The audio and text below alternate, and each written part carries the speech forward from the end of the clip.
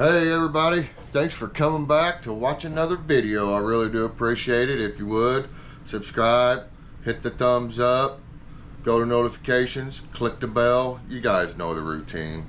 Anyways, I'm back to tell another story, and this is another car story. But this time, this is a hot rod Dukes of Hazzard style story. If you guys are ready for an exciting story, let's go.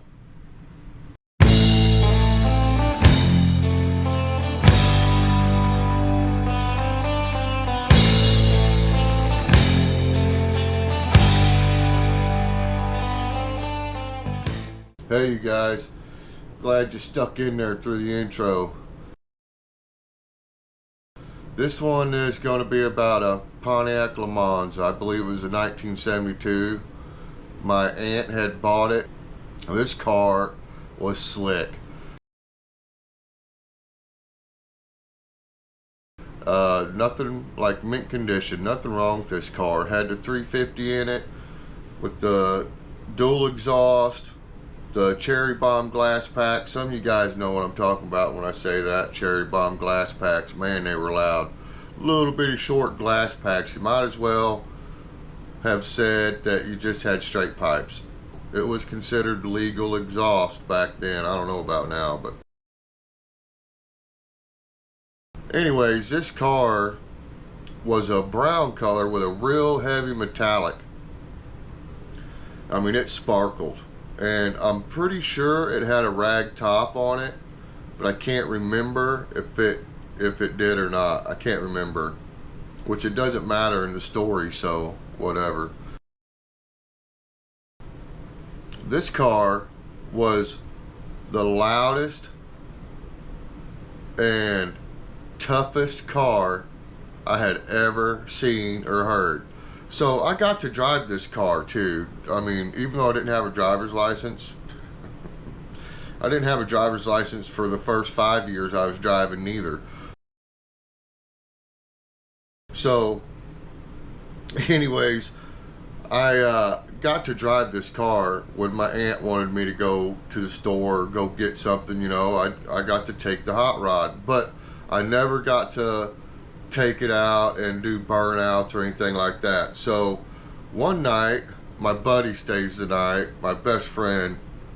I don't know why, because we wasn't going to meet girls or nothing. But for some reason I got an idea that we should take this car, sneak it out. So we lived on a dirt road, and the house we lived in was built on a hill. We had a circle drive, and it was uphill or downhill both ways. The only spot it got flat was right behind the house. Well, my aunt didn't park her car there. She parked it off to the side, kind of going downhill out of the driveway. I don't know why, but I decided we're going to sneak out, and we're going to get this car. We're going to push it down the driveway, and then we're going to let it just roll and coast all the way down to the creek. We had a creek that was about, I'd say 100 yards maybe from our house, and I seriously thought that that would be far enough away to where when I started that car, she wouldn't hear it, because there was no way we was going to start this car in the driveway and drive it out. You know what I mean? She would have heard the car, woke up, boom, we're busted. So I gotta say, everybody's in bed when this happens. We sneak out so quiet, you could have heard a flea fart. That's how quiet we was. So anyways, we get the car, push it down the driveway, jump in, and it's power steering. So, you know, I didn't have no control. Like, it wasn't easy. I had to muscle it, you know. So we go down the driveway, and you got to turn, and it's a sharp 90. And I'm muscling this thing, and we get it turned onto the dirt road, and it's a little downhill to the creek, right? So it's slowly coasting, and we get all the way down to the creek, and I let this car roll as far as it's gonna roll. We actually crossed the creek just a little bit before it stalled and stopped. So I fired it up. Well, even though we was that far away, I figured that she might be able to hear it. So when I fired it up, I didn't like rev it or nothing, you know. I just wah wah, and it's just bum bum bum bum bum bum bum bum bum bum, sitting there idling, and I put it in gear, and I just let it pull itself. Bum bum bum bum bum. And we creeped, man. We was about a half mile from the house before I actually started giving it gas, and that's because we was going uphill again. So I give it gas, and we cruise on down the road, and we hit the highway. When I stopped at the stop sign, we looked both ways, and man, I'm telling you, I give her, and I lit them tires up when I hit the asphalt. So we take off. So I'm thinking, where do we go first, you know? So we cruise up to this other town where I had lived when I was real little. And we got on this dirt road that we had all driven down several times. And this dirt road was known for having washboards on it. So if you guys don't know what washboards are, it's where a dirt road will get these grooves cut across it. And it's usually caused by horse trailers, cattle trailers, things like that, using their brakes, their trailer brakes, and it stops like this and makes these washboards in the dirt road. Well, I'll tell you what, it's pretty fun hitting them washboards if you know what you're doing, because it'll lift your car, and that thing will just start getting sideways. Wah, wah, wah. And you just, you know, we're just sliding around corners. And this particular dirt road had these little humps in it, little hills, right? But they were short and perfect for ramping, just like Dukes of Hazzard.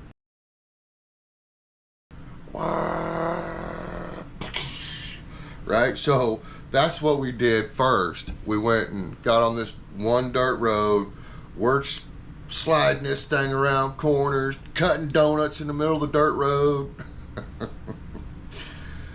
finding these little humps and jumping them, turning around, coming back, whap, seeing how fast we could go, and how much air we can get on these things, right? So that got boring after about, I don't know, 30 minutes of doing that, you know, dirt road. And so we get back out on the asphalt. We do some brake torquing, spinning the tires, just smoking them tires. And I gotta tell you, I'm about 16. Still didn't have my driver's license because the wreck I had when I was 15. But anyways, we get out on the asphalt. We're doing burnouts, and I'm cutting donuts, smoky donuts, you know. Man, it was fun. We take off. We leave that town because we've made a lot of noise now with that old car, and people's lights are starting to come on, and it's about, I don't know, 1:30 maybe in the morning, 2 o'clock in the morning. And everybody knows everybody. So I know if somebody sees this, I'm definitely going to get caught, because they're going to tell my aunt. So anyways, we split, we take off, and we start heading to another town. We get back to our town, hang a right, and start heading to another town. Well, there's a really long straight stretch that's kind of downhill, and then it crosses a creek.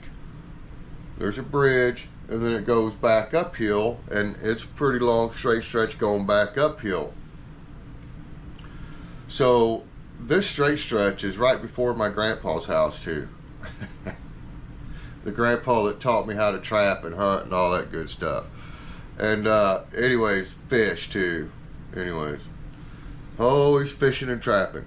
But we get on this straight stretch, and I'm thinking, we gotta let her breathe, you know what I mean? We've been on dirt roads, we've been doing burnouts, we've been doing smoky donuts, but we haven't really, you know, mashed her to the floor to see how fast this thing is, right? I can't remember what the speedometer registered, but I know it said 120 on it, but I don't know if it went higher than that. I don't think it did.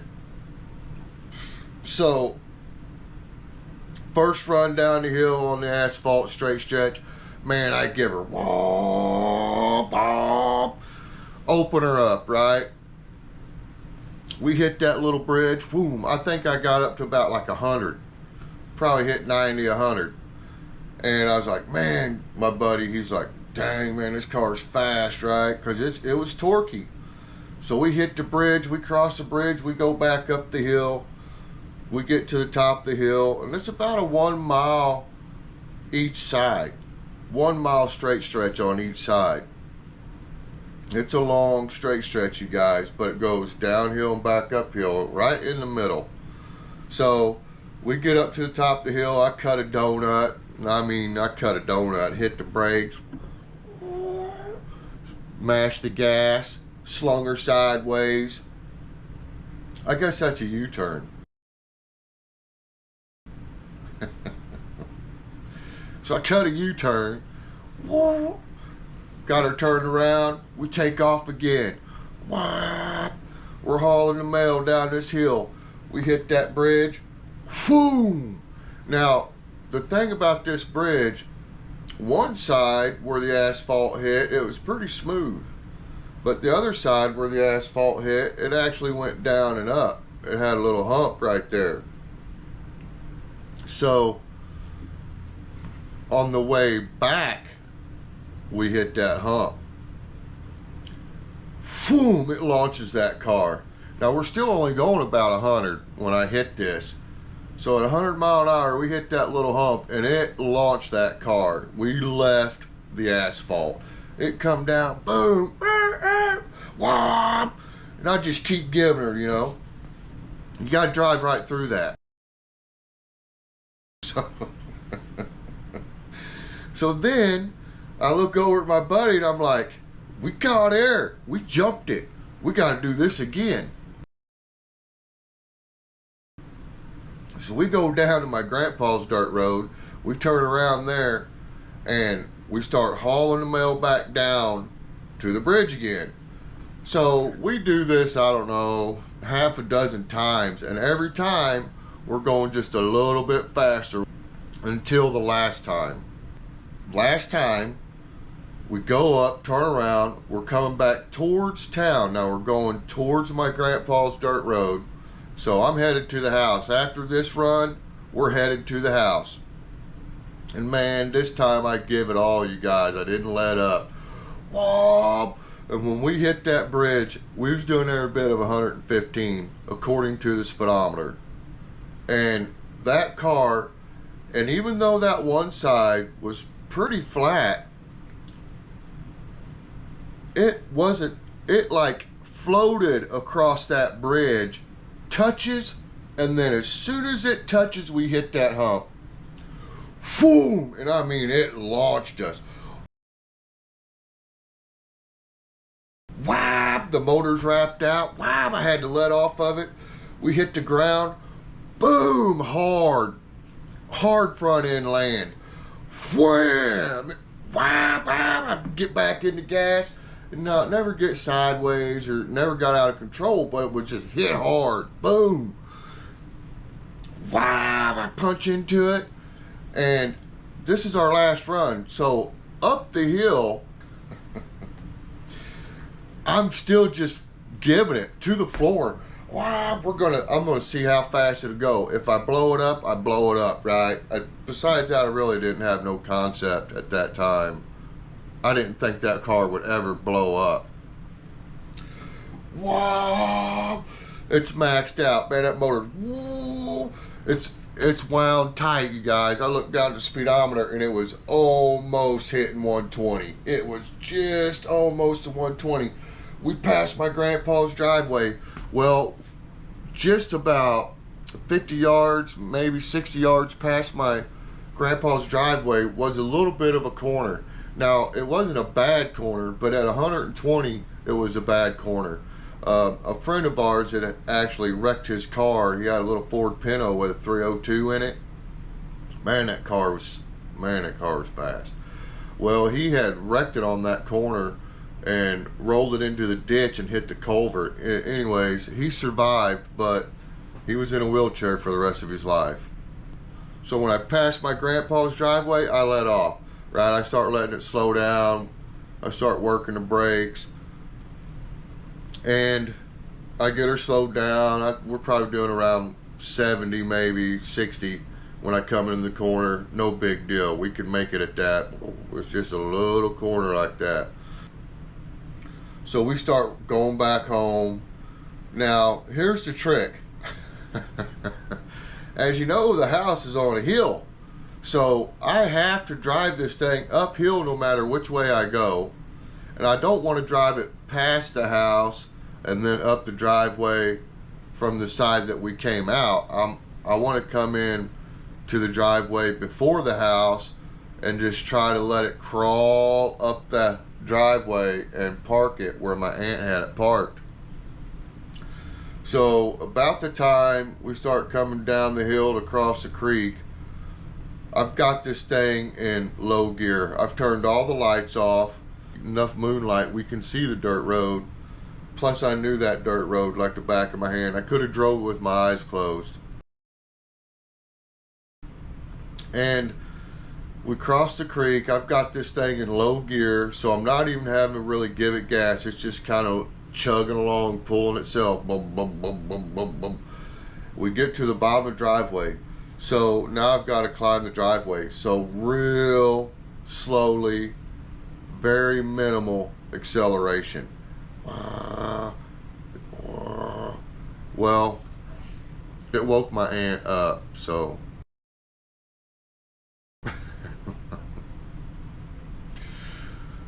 We get up to the house, no lights come on, right? So I'm thinking we're in the clear, we're good. We get the car pulled up in the driveway and I get it parked right where she had it. We get out, I'm thinking everything's cool. No lights, still no lights are on. So we're sneaking back over to the back door. We open the back door. Now as soon as you come in the back door of the house we lived in, it was a big laundry room. But you could see right into the kitchen and dining room. And my mom had this really long breakfast bar built in the kitchen, and that's usually where we hung out when she was cooking and stuff. We'd all just hang out there and talk and watch her cook, and you know, that's where we hung out. We're thinking we're good. We walk in, boom, there's my aunt sitting at the breakfast bar smoking a cigarette.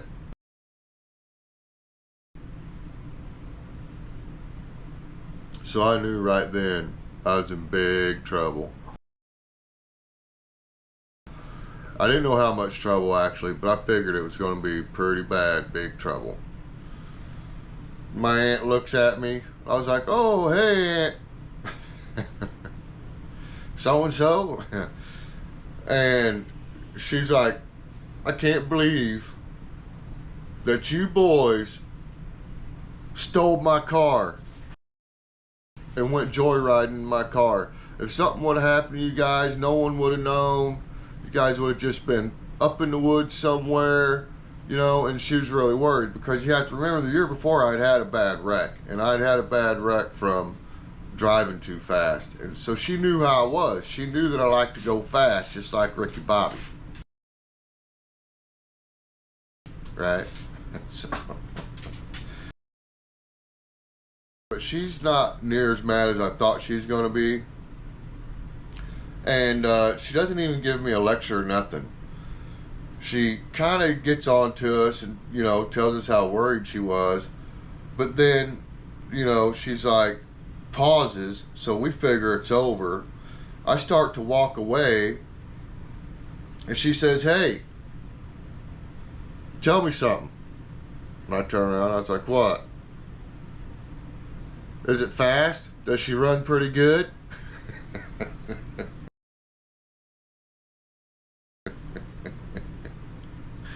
I said, oh yeah. I said, she's fast.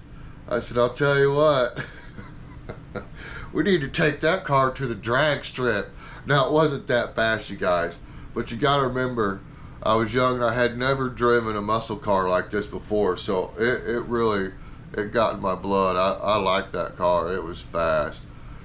And anyway, she kind of laughed, and she's like, well, you guys go to bed. We'll take care of this tomorrow.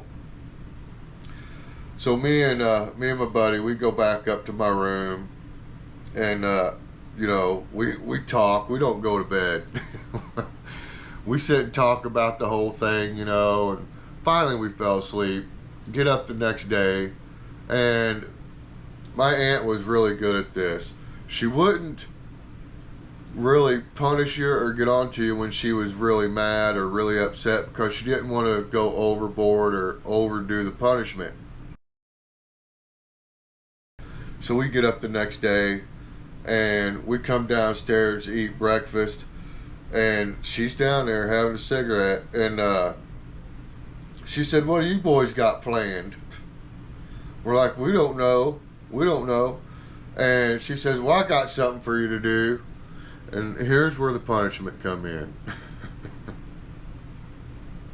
So first thing we had to do was go wash that car. Clean it, wash it, make sure everything was good on that car. And we had to detail it. So she made us clean the inside of that car, armor all, toothbrush the vents. I mean, this thing was shining when we got done. Inside and out, waxed it, the whole 9 yards. So we get the car done, and we're thinking, right on, we're good, you know. That punishment wasn't too bad, really, because it wasn't no big deal to wash a car, right? So then we get that done, we get all of our stuff put up, we go back in, we're like, we're done, thinking that everything's going to be over, right? No, everything's not over. So then she's like, oh, okay, you guys got that done a little bit quicker than I thought you would. And that's the problem with being young, you get it done too fast. Then we have to go back outside, and she has us dig post holes for a couple hours, which never got fence posts put in them. And that was just some kind of punishment she always would. And then after we dug a whole 5 acres worth of post holes, we'd have to go out there and fill them back in. And each post hole had to be 2 foot or deeper. And she would measure them with a tape measure. So there wasn't no cheating. So, anyways, that was pretty good punishment. And we went to the creek and whatever. So skip forward a little bit. My buddy, he ends up moving. His dad's in the military, so his dad got stationed in Germany. So he decided he was going to go stay with his grandparents in Arizona while his dad was in Germany for a year. So when he took off, I was like, man, I always wanted to play football. So, like, this is still the summer. School hasn't started yet. So I start bugging my mom about playing football. Well, our school didn't have football. Now, this is one of them times when we moved back to the city. So we moved back to the city so I can play football. And we moved back to the town where my mom and all my aunts and uncles grew up, which was just outside of St. Louis. So I start school there at this little town, and I got to play football for the season, you know, a season, because we didn't even stay the whole year. We basically moved back after football season. So what had happened was, football season was over. I had fun. I loved it. I mean, you know, it was the hardest thing I'd ever done so far. And I was basketball, baseball, track, cross country, but I never played football. So I got to play football. It was fun. I loved it, but I was missing home. And my other brothers, we were all missing home. Where we had been growing up, we was missing it. So we're gonna move back. Well, my aunt comes up to visit and help us start packing, and she still got this Pontiac Le Mans. So she shows up, we get everything packed in a U-Haul, And then we're gonna go, she wants me to go with her. We're gonna go into town and get some food at McDonald's or somewhere. I can't even remember. I think it was McDonald's because that's where everything went down. So we're going towards McDonald's, and the city street right there had a turn lane. So she got in the turn lane, but it's like, I don't know, 2 or 3 businesses before the McDonald's. So our lane had got clogged up because there's a stoplight at McDonald's, and that traffic was backed up a little bit, a lot of bit. So she jumped over in the turn lane and was going to cruise down the turn lane and then cut back into the line before the light to take a turn into McDonald's. Well, one of these other businesses was a gas station, and we're cruising, and she's going like 25, 30 mile an hour down this turn lane. And I even looked over and I asked her, I said, are we supposed to just drive down the turn lane? Pretty sure this wasn't in the driving test. She's like, don't worry about it, don't worry about it. I was like, all right. And so I'm watching this lane of cars, and then I noticed that there's a car at the gas station that's coming out like it's going to get in line, right?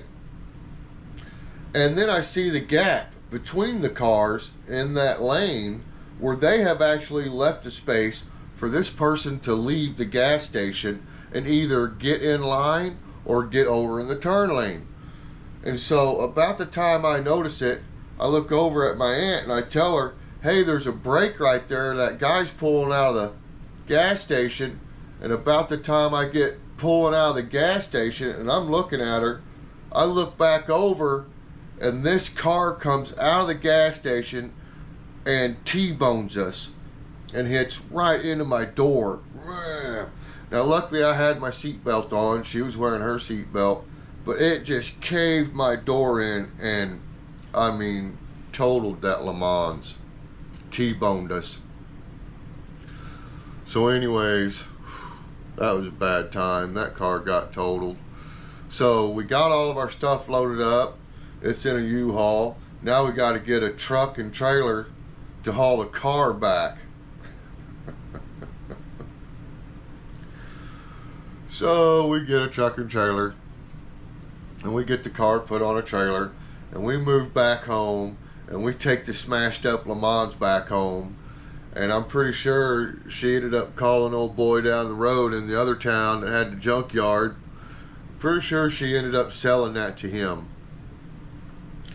And later on, we're sitting at the table, we're talking about this whole thing, and this might be the reason I have the attitude I have too, because she was always like this, always positive. She didn't sweat it, you guys. She was like, well, you know, you live and learn.